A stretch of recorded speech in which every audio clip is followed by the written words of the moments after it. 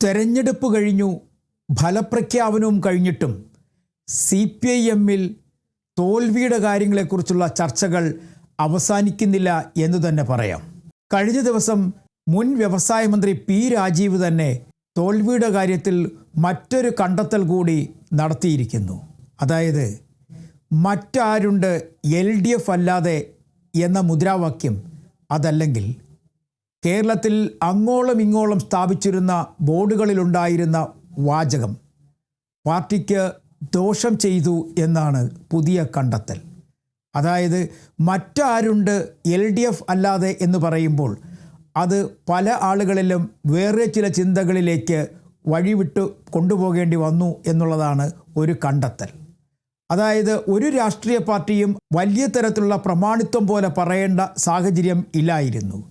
ചില രാഷ്ട്രീയ പാർട്ടികൾ അല്ലെങ്കിൽ ചില നേതാക്കന്മാർ അതുമല്ലെങ്കിൽ ചില ആളുകളിൽ അത് വല്ലാത്ത തരത്തിലുള്ള ഒരു തെറ്റിദ്ധാരണ പരത്തി അതുകൊണ്ടാണ് ഈ പരസ്യവാചകം ശരിയല്ല എന്ന് പറയുന്നതെന്ന് അദ്ദേഹം പറയുകയുണ്ടായി. എന്തായാലും അവസാനം പരസ്യവാചകത്തിൽ വരെ പരാജയ കാരണങ്ങൾ എത്തി നിൽക്കുകയാണ്. എന്നിട്ടും ഓരോ തലങ്ങളിൽ പാർട്ടി പരാജയം കണ്ടെത്തുന്നതിന് വേണ്ടിയുള്ള നീക്കങ്ങൾ വളരെ വേഗത്തിൽ നടത്തിക്കൊണ്ടിരിക്കുന്നു. ഇതിനിടയിലാണ് പത്മകുമാറിനെതിരെയുള്ള നടപടി കഴിഞ്ഞ ദിവസം ഉണ്ടായത്. എല്ലാവരും പ്രതീക്ഷിച്ചത് മുൻ MLA കൂടിയായ അല്ലെങ്കിൽ മുൻ തിരുവിതാംകൂർ ദേവസ്വം ബോർഡ് പ്രസിഡന്റ് കൂടിയായ A. പത്മകുമാറിനെ പാർട്ടിയിൽ നിന്നും പുറത്താക്കും എന്നായിരുന്നു. പക്ഷേ ഒന്നും സംഭവിച്ചില്ല. എല്ലാം ചെറുതായി നടന്നങ്ങ് പോയി. അതായത് ഒരു സസ്പെൻഷനിൽ മാത്രം ഒതുങ്ങി. പല കാര്യങ്ങളാണ് ഈ സസ്പെൻഷനെ കുറിച്ച് പറയുന്നത്. പാർട്ടി ജില്ലാ സെക്രട്ടറി അല്ലെങ്കിൽ പത്തനംതിട്ട ജില്ലാ കമ്മിറ്റി പറയുന്നത് A. പത്മകുമാർ സഖാവിനെ പാർട്ടിക്ക് അങ്ങനെ ഒഴിവാക്കാൻ പറ്റില്ല. ചില ഗൂഢാലോചനകൾ നടന്നിട്ടുണ്ട്. അതുകൊണ്ടാണ് A. പത്മകുമാറും ആ ഗൂഢാലോചനയിൽ പെട്ടുപോയത് അല്ലെങ്കിൽ അദ്ദേഹത്തെ കുടുക്കിയതാണ് എന്നാണ് ഇപ്പോഴും പാർട്ടി ജില്ലാ സെക്രട്ടേറിയറ്റിൻ്റെ വാദം. അന്ന് ചേർന്ന യോഗത്തിൽ, അതായത് A. പത്മകുമാറിനെതിരെ നടപടിയെടുക്കുന്നതിന് വേണ്ടി ചേർന്ന യോഗത്തിൽ പാർട്ടിയുടെ സംസ്ഥാന നേതാക്കളുണ്ടായിരുന്നു. അവരും ആ അഭിപ്രായം അംഗീകരിക്കുകയാണ് ഉണ്ടായത്. പക്ഷേ ചില ദിനപത്രങ്ങളിൽ വന്ന വാർത്ത അതിനു വിരുദ്ധമായിരുന്നു. അല്ലെങ്കിൽ എന്താണോ സെക്രട്ടേറിയറ്റിൽ പറഞ്ഞത് അതിൽ നിന്നെല്ലാം വിരുദ്ധമായിരുന്നു. പത്മകുമാറിനെ തൊട്ടാൽ കൈപൊള്ളും എന്നാണ് ചില വാർത്തകൾ പുറത്തു വന്നത്. അതിൽ അക്കമിട്ട് ചില കാര്യങ്ങൾ നിരത്തിയിട്ടുണ്ട്.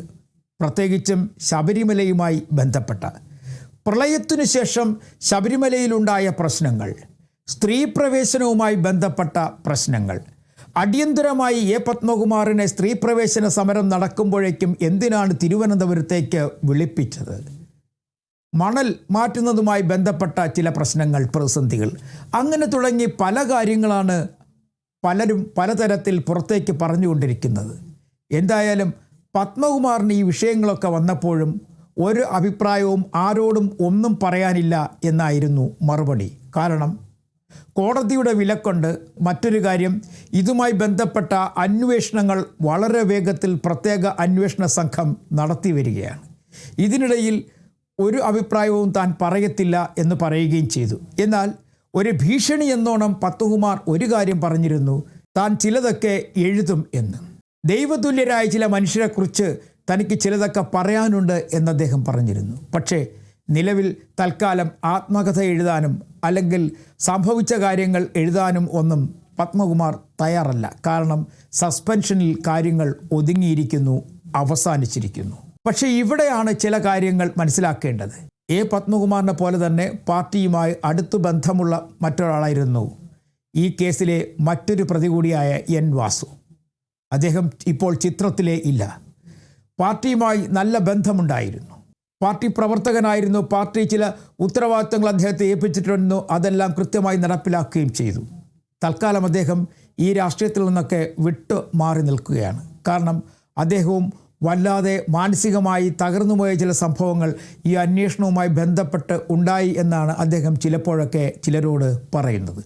ആരും തുറന്നു പറയാൻ തയ്യാറാകുന്നില്ല. എന്തായാലും A. പത്മകുമാറിൻ്റെ ഭീഷണി ഏറ്റു എന്നാണ് ചില അടുപ്പക്കാർ പറയുന്നത്. കാരണം പാർട്ടിയിൽ നിന്ന് പുറത്താക്കിയാൽ പത്മകുമാർ ചിലതൊക്കെ വിളിച്ചു പറയും എന്ന് പറഞ്ഞിരുന്നു. അത് എന്താണ് അല്ലെങ്കിൽ ആരെക്കുറിച്ചാണ് എന്നുള്ളത് ഒന്നും വ്യക്തമല്ല.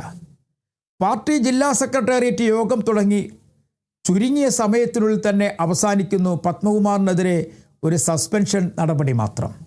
പക്ഷേ പാർട്ടിയുടെ എല്ലാ ഫോറങ്ങളിലും സംസ്ഥാനത്തെ എല്ലാ സ്ഥലങ്ങളിലും ഒരേപോലെ ചർച്ചയായതായിരുന്നു ശബരിമല കൊള്ളയുമായി ബന്ധപ്പെട്ട വിഷയങ്ങൾ. പരാജയത്തിൻ്റെ പ്രധാനപ്പെട്ട കാര്യങ്ങളിൽ ഒന്ന് ശബരിമല കൊള്ളയായിരുന്നു എന്ന് എല്ലാവരും പറഞ്ഞു. എല്ലാ കമ്മിറ്റികളിലും അത് ചർച്ചയായി, സംസ്ഥാന കമ്മിറ്റിയിൽ പോലും ചർച്ചയായി. പക്ഷേ തെരഞ്ഞെടുപ്പിന് മുമ്പ് തന്നെ ഈ വിഷയം ഉയർന്നു വന്നെങ്കിലും അന്ന് പാർട്ടി സംസ്ഥാന സെക്രട്ടറി പറഞ്ഞൊരു കാര്യമുണ്ട്: ഒരാളിനെ ഒന്നും പറയാതെ ഒന്നും അറിയാതെ പെട്ടെന്നൊരു കുറ്റക്കാരനായി കണ്ട് പാർട്ടിയിൽ നിന്ന് പുറത്താക്കാൻ കഴിയില്ലെന്ന്. ഇതേ നയം തന്നെയായിരുന്നു എം മുകേഷ് MLAക്കെതിരെയും അന്ന് സ്വീകരിച്ചത്. അതുകൊണ്ട് തന്നെ കുറ്റപത്രം വരട്ടെ, അല്ലെങ്കിൽ കേസുമായി ബന്ധപ്പെട്ട കാര്യങ്ങൾ കോടതിക്ക് മുന്നിൽ വരട്ടെ, അപ്പോൾ പറയാം ഇയാൾ കുറ്റക്കാരനാണോ അല്ലയോ എന്നുണ്ടെങ്കിൽ അപ്പോൾ പാർട്ടിയിൽ നിന്ന് പുറത്താക്കാം. പക്ഷേ ഇവിടെയും ആ നയം തന്നെ സ്വീകരിച്ചു, ഒരു സസ്പെൻഷനിൽ മാത്രം ഒതുക്കി. പത്മകുമാറും ഹാപ്പിയാണ്, ആരോപണങ്ങൾ ഉന്നയിച്ചവരും ഹാപ്പിയാണ്.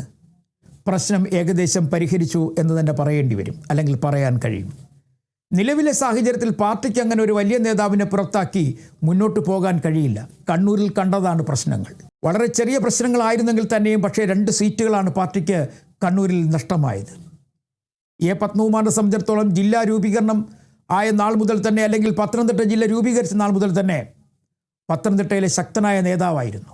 മാത്രവുമല്ല VS പിണറായി പക്ഷങ്ങൾ ചേരിതിരിഞ്ഞ് വല്ലാതെ ബഹളം വെച്ച് അങ്ങോട്ടും ഇങ്ങോട്ടും വലിയ തരത്തിൽ വാദപ്രതിവാദങ്ങൾ ഉയർത്തുന്ന സമയത്തും പിണറായി പക്ഷക്കാരനായി പത്തനംതിട്ടയിൽ ജില്ലയിലുണ്ടായിരുന്ന ഒരേ ഒരു നേതാക്കന്മാരിൽ പത്തനംതിട്ട ജില്ലയിലുണ്ടായിരുന്ന ഒരേ ഒരു നേതാവ് എന്ന് വേണമെങ്കിൽ പറയാം പത്മകുമാറിനെ കുറിച്ച്. അതുകൊണ്ട് അന്നുള്ള സ്നേഹം പാർട്ടിക്ക് അങ്ങനെ മറക്കാൻ കഴിയില്ല.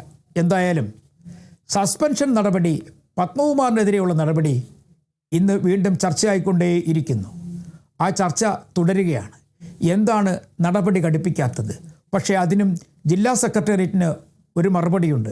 വരട്ടെ, കേസ് വരട്ടെ, കേസിൻ്റെ കാര്യങ്ങൾ കോടതിയിലെത്തട്ടെ, അതിനുശേഷം ബാക്കി കാര്യങ്ങളെക്കുറിച്ച് തീരുമാനിക്കാം എന്നാണ്. എന്തായാലും പാർട്ടി ശരിയായ ദൂരത്തിലൂടെ സഞ്ചരിക്കുന്നു എന്ന് പറയുമ്പോഴും ചില തീരുമാനങ്ങളുടെ കാര്യത്തിൽ എന്തൊക്കെയോ ചില വ്യതിയാനങ്ങൾ സംഭവിക്കുന്നുണ്ട് എന്ന് വ്യക്തം.